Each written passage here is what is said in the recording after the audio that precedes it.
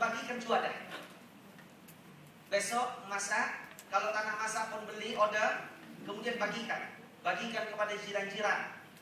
Hatta Rasulullah SAW pernah memberikan juadah itu kepada orang-orang Yahudi, jiran-jirannya, ketika berada di Madinah. Ya, sehingga mereka bilang, ya Muhammad, engkau juga menyambut Asyura ya Muhammad, dan engkau berikan kami makan manisan-manisan ini. Rasulullah SAW bilang, aku lebih berhak untuk menyambutnya dari kamu. Nah, ambil ini. Nah, berikan makanan, berikan manisan. Nah, kepada jiran-jiran kita, terutama jiran-jiran yang muslim. Dahulukan jiran yang muslim. Dahulukan saudara-saudara kita yang Islam, yang tinggal sekawasan itu tadi. Kemudian selepas itu kepada keluarga kita, saudara-saudara kita, antar makan ke rumah mereka. Saling kita bertukar juga juadah itu tadi. Ini satu sunnah Rasulullah SAW yang laksanakan pada hari Asyura. Kemudian selepas itu perbanyakkan sedekah. Nah, sehingga masjid bagikan, titipkan kepada anak-anak. Engkau pergi ke masjid ini, letakkan dekat tabung. Dan engkau pergi ke madrasah ini, bagikan mereka. Ya, ambil kesempatan dari hari Asyura itu tadi. Perbanyakkan sedekah dan juga perbanyakkan juadah untuk dibagi-bagi. Baik, kita lanjutkan. Nah, berkenaan dengan sebelum kita pergi kepada ziarah ulama, berbagi juadah, saya teringat kepada satu riwayat. Kita boleh rujuk di dalam kitab I'anatul Talibin. Dalam kitab I'anatul Talibin pun sudah ada terjemahnya, kan? Nah, juga kita boleh rujuk di dalam bab kelebihan Muharram dan Asyura di kitab yang ada terjemahnya itu. Nah, Tanbihul Ghafilin. Ya, nanti balik boleh lihat. Ya, kalau seandainya kita ada besok pergi kedai buku, ada kitab I'anatul Talibin, kan? Dan juga ada kitab Tanbihul Ghafilin. Saya rasa itu sudah ada terjemahnya. Saya dah pernah nampak ada terjemahnya banyak. Nah, dalam bab kelebihan Muharram dan Asyura, di situ ada sebuah peristiwa berkenaan dengan seorang fakir, seorang miskin, yang mana dia hanya ada sepotong roti. Dia kelaparan. Dia lapar, dia betul-betul lapar. Kemudian selepas itu, dia minta ke sana kemari semua tak dapat. Tiba-tiba dia tengah duduk. Dia tengah duduk nih. Di dalam keadaan lemah. Orang miskin yang satunya itu tadi ada sepotong roti kecil. Dia melihatkan orang miskin yang sampingnya sama-sama miskin ini tadi, sama-sama meminta sedekah. Dia tengok orang ini lemah. Kemudian selepas itu dia potong separuh, dia bagikan. Dia bagikan itu. Nah, tanpa mengucapkan apa-apa. Yang tadi yang kelaparan memang pakai miskin itu tadi mengambilnya dan kemudian memakannya dan mendoakan, ya Allah, berikanlah kelebihan kekayaan kepada si fulan yang memberikan aku ini tadi. Hanya sekedar sepotong roti itu. Nah, kemudian tanpa mengetahui apa-apa, ini dua fakir miskin yang tak berbuat apa, dia cuma sekedar bagikan roti itu tadi. Tepat pada hari Asyura. Nah, kemudian selepas itu dia berangkat. Dia berangkat, sewaktu dia berangkat itu tadi, yang memberikan roti kepada fakir miskin yang tadi di sampingnya, dia pun berangkat.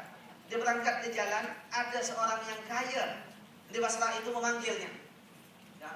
Wahai orang fakir miskin di sini, ya, aku ada makanan untuk dirimu. Kemudian dia masuk, diberikan makan, diberikan jamu dan sebagainya. Ya. Diucapkan terima kasih, didoakan. Apa yang berlaku? Ketepatan yang tuan rumah itu tadi, yang tidak punya keluarga, yang tidak punya siapa-siapa, sampai ajalnya pada hari itu. Nah, pada hari Asyura. Dan yang anehnya, dia mewasiatkan hartanya kepada fakir miskin itu tadi. Dia bingung.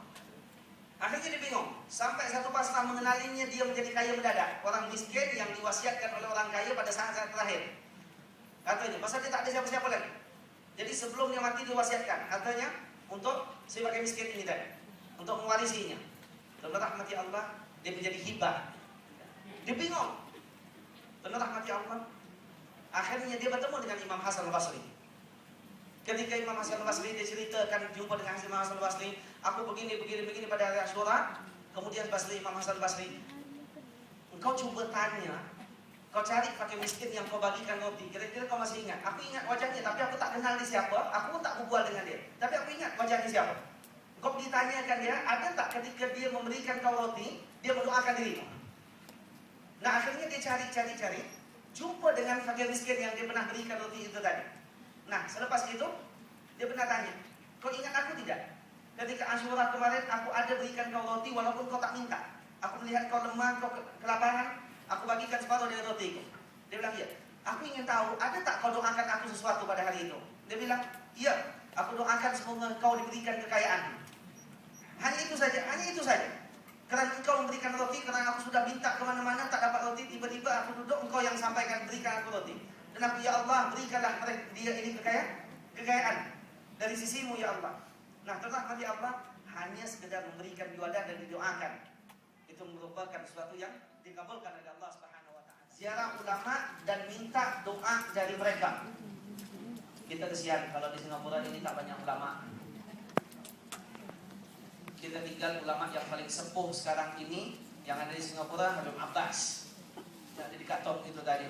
Nah, jadi besok mungkin saya pun besok ziarah beliau juga. Nah, selepas itu, nah kalau sempat kita ziarah Pak Alawi.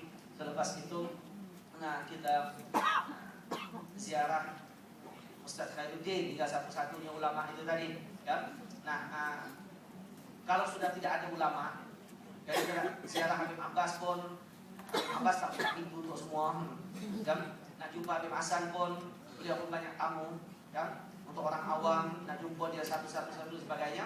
Nah, kalau tidak ada para ulama-ulama besar di negeri kita ini tadi, nah ziarahlah asatizah guru-guru kita. Nah, tapi saya nak umumkan dulu, besok saya tak ada rumah, jadi jangan ziarah. Nanti kita. Pasal besok saya mau pergi ziarah juga. Ya. Nah, besok saya sudah ada schedule ziarah. Ya. Nak beri makan kepada siapa dan ziarah kepada siapa. Jadi jangan datang rumah saya memang tak ada rumah. Kan? Nah, Allah mati Allah, pergilah kepada guru-guru kita. Ada di sini, nah murid-muridnya ustazah ini, ustaz itu sebagainya, pergilah. Kalau tak sempat, teleponlah, minta doa mereka dan sebagainya. Kan? Nah, berbuat baik dengan mereka dan minta doa para ulama ini tadi. Okey, kalau seandainya tak ada ulama-ulama yang kita nak ziarah, kita masih ada makam para ulama-ulama di Singapura. Kita ada makam Al-Habib Nur bin Muhammad Al-Habsyi. Dan ziarahlah beliau. Bukan minta doa kepada Habib Nur bin Muhammad Al-Habsyi, tapi bertawassullah kepada Allah Subhanahu wa taala. Doalah kepada Allah sambil bertawassul kepada Al-Habib Nur Muhammad Al-Habsyi. Ya Allah, demi keberkatan Asyura ini, aku berdoa di depan para auliamu, para walimu yang abid, yang alim ini ya Allah, Al-Habib Nur bin Muhammad Al-Habsyi. Jadikanlah aku orang yang saleh di sisimu ya Allah, sebagaimana engkau berikan kesalehan kepada Habib Nur. Ya Allah, kurniakan aku kenikmatan dari sisimu sebagaimana engkau kurniakan kenikmatan kepada Habib Nur. Itu namanya tawassul. Doa pada siapa tu? Minta pada Allah. Dekat dengan para orang saleh. Nah, ziarahlah makam Habib Muhammad bin Salim Al-Attas. Ziarahlah makam para ulama-ulama kita yang ada di Pusaraman. Kemudian selepas itu bertawassullah. Minta kepada Allah atas keberkatan orang yang ada di depan kita ini tadi. Nah, itu namanya tawassul. Sebagaimana Sayyidina Umar bertawassul, ya, minta kepada Allah Subhanahu wa taala dengan keberkatan Abdullah bin Abbas.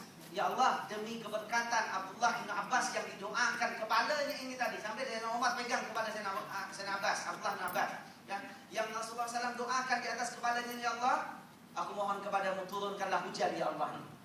Turun hujan. Jadi Bapak Ibu rahmati Allah, ini dia tadi. Kalau Sayyidina Umar boleh tawassul, kenapa kita tak boleh? Kan? Nah, Allah a'lam bishawab, itu situ ziarah ulama. Kalau seandainya ada kenalan-kenalan para ulama-ulama, ada nomor telepon mereka, doalah. Minta telepon mereka, SMS mereka, telepon, dan kemudian minta doa kepada mereka. Kan? Nah, Ustaz doakan saya ya. Nah, Pak Habib, Pak Kiai doakan saya dan sebagainya. Insyaallah semoga Allah berikan keberkatan dengan ziarah ulama.